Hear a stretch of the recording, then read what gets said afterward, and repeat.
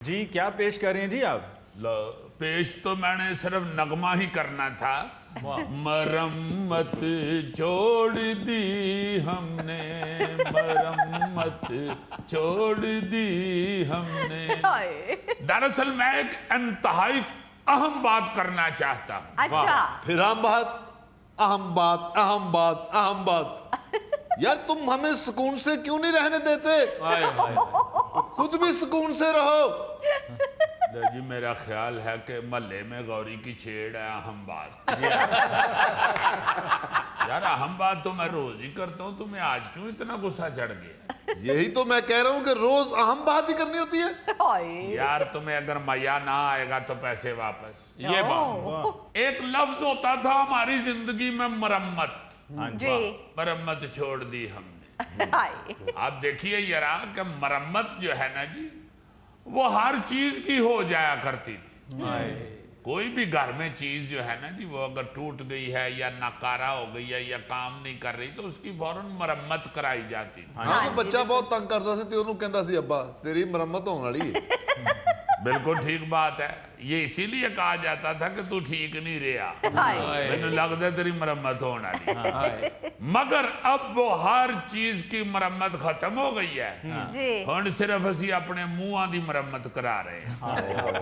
अमन से हैरान होता हूं मैं कि हर दूसरे तीसरे घर के अंदर ना कोई मुंह मरम्मत करा के फिर रहा है। किसी ने अपना नक वड्डा करा लिया, किसी ने छोटा करा लिया, किसी ने वाल लवा लेने, किसी ने आईब्रो लवा लेने, किसी ने इथों कटिंग करा लीए, किसी ने होंठ बड़े करा किसी लिए, ने इथों पिचिंग करा लीए। मतलब हम सिर्फ अपने आप से मुतमिन नहीं हो रहे, बाकी असी हर चीज तो मुतमिन हो गए। किसी ने भवां च कट पा ले।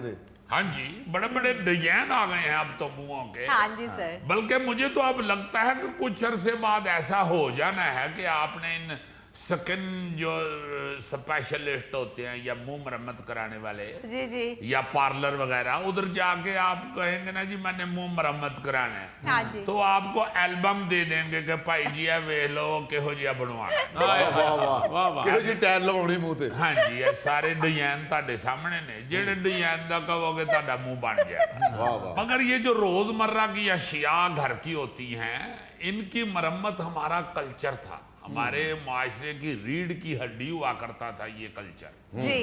ये कैसा मजबूत सुतून था कि अगर कोई भी चीज टूट गई है तो वो घर वाले फिक्र ही नहीं थे करते।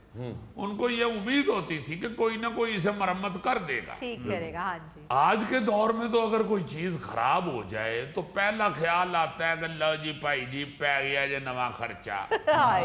हुण ते नवा ही लियाना ही पैगा जी, नवा ही लियाना पैना जनाब, ये हुण मोबाइल नहीं चल सकता। बिल्कुल। मतलब बहुत कम लोग हैं ऐसे जो अब मोबाइल मरम्मत करा लेते हैं। हाँ जी। हाँ। अभी तक मोबाइल की मरम्मत हो रही है। जी। वैसे अगर आप देखें घर में जूते कपड़े ये वो ये छोटी छोटी चीजें कोई मरम्मत नहीं कराते। कोई रिपेयर नहीं है। हाँ जी। भाई पुराने जमाने में तो घर की कोई भी चीज खराब होना कोई इतना बड़ा मसला नहीं था होता, जी। बल्कि एक मौका होता था किसी कारीगर को याद करने का, उसके पास जाने का या उसे घर बुलाने का। अगर लकड़ी का काम है तो बढ़ई या तरखान को बुला लिया जाता था। हाँ जी। अगर तामीर का काम है तो मिस्त्री को बुला लिया जाता था। अगर सही। बर्तनों का काम है तो कलईगर आज गया है, या कम्हार जो है ना जी, कम्हार ये जिसे कम्यार कहते हैं पंजाबी में और उर्दू में कुम्हार, जी सर। बेहतरीन आपको बर्तन शर्तन बना के दे देते थे वो। इसी तरह ये जो जूते कपड़े हैं ये तो आम चीज होते थे ना जी। जूता इतनी दफा मरम्मत होता था कि जिन्नी देर तक मोची नहीं सी ना कहता भाई जी इनू लाहौर ले जाओ, उतनी देर तक वो मरम्मत होता ही रहता था। हाय। मतलब उसे तला लगवाना भी कोई बड़ी बात नहीं थी होती।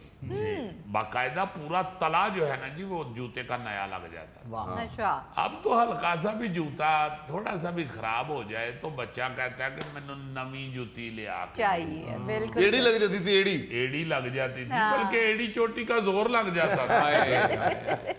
एड़ी लग गई, कहीं से फट गया, उसकी सिलाई हो गई, हाँ। कोई ऐसी बुरी बात नहीं थी समझी जाती।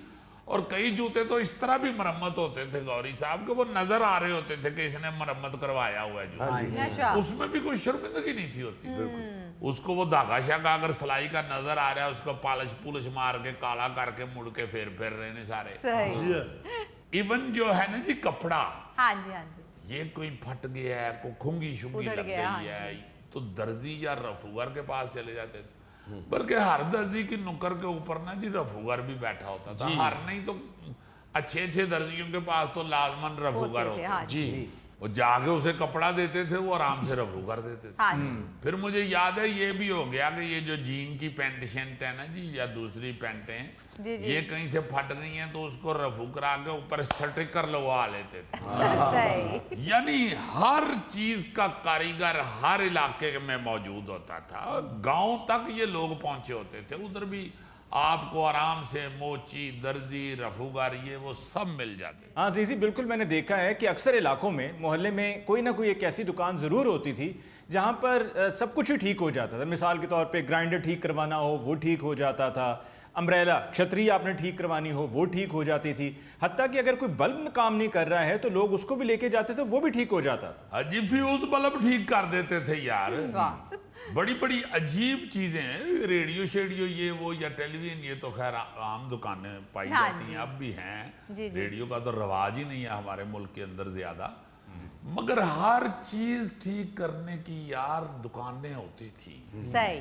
मैं हैरान होता हूँ कि अब लोगों की तबीयत कितनी खराब हो गई हुई है। हम ये महंगाई का रोना जो रोते हैं हर दूसरे दिन, हो भी गई है महंगाई, मगर हमें अपने रवैयों पे भी जरा गौर करना चाहिए कि भाई अब हमारे जो जहन, अब हमारे जो मिजाज हैं, वो ज़रा सी हल्की या मरम्मत की हुई चीज़ को हम समझते हैं कि ये हमारी मिजाज से, हमारी हैसियत से कम है, हम हाँ। क्यों इस्तेमाल करें भाई। नहीं करते। हाँ जी। जबकि जो मेहनत कश लोग होते थे, हलाल खाने वाले लोग, जिनके लिए पैसा बड़ी अहमियत होता था, पैसे की अहमियत ही ख़त्म हो गई। बिल्कुल सर। वो लोग एक एक चीज़ को, मैं ये जो जूता मैंने बात की है अभी, वो सबको पता ही है यार। मैं कहता हूँ कि किसी वक्त जूता फटने के बाद जब मरम्मत कराया जाता था, उसके बाद सारी जिंदगी दिल करे चाची और वो जुत्ती पाई होना, हाय उनकी फौतगी तक वो जूता उनके साथ रहा है। हाय हाय। और अगर वो फेंक देते तो वो जाया हो गया, खत्म हो गया। तो लोग इस तरह ना जी बचत करते थे, ख्याल रखते थे और अपनी चीजों से मोहब्बत ख्याल करते थे। करते थे। बिल्कुल। चीजों से मोहब्बत भी खत्म हो गई है। उसकी सबसे बड़ी मिसाल जो है वो गाड़ियां आपको नजर आती हैं। हाँ जी। अब आपको पुरानी गाड़ी कहीं नजर नहीं आती। बिल्कुल सर। यार वो पुरानी गाड़ियां किधर गई हैं? मुझे याद है कि बड़े बड़े खानदानी नवाब टाइप जो लोग थे ना जी, जी जी। वो अपनी 40 साल पुरानी गाड़ी चलाते रहे। वाह। मैंने खुद देखा हुआ है। असलम परवेज साहब मरहूम, वो उन्हें प्रिंस ही कहा जाता था। वो कहते थे जी ये नवाब खानदान के हैं। ये माल रोड पे उनकी बहुत प्रॉपर्टी थी। जी। बड़े रईस खानदान से उनका ताल्लुक था। वो एक मजदा गाड़ी होती थी पुरानी सी। अब इर्द गिर्द के लोग नई गाड़ियों पे आते थे और वो प्रिंस जो हैं असलम परवेज साहब, बड़े स्टाइलिश आदमी, वो अपनी उसी पुरानी गाड़ी पे ही सारी जिंदगी आए। उन्होंने वो बेची। वाह जी। और कई ऐसे लोग मैंने देखे हैं, बहुत जो लैंडलॉर्ड लोग हैं, उन्होंने अपनी पुरानी गाड़ी नहीं छोड़ी।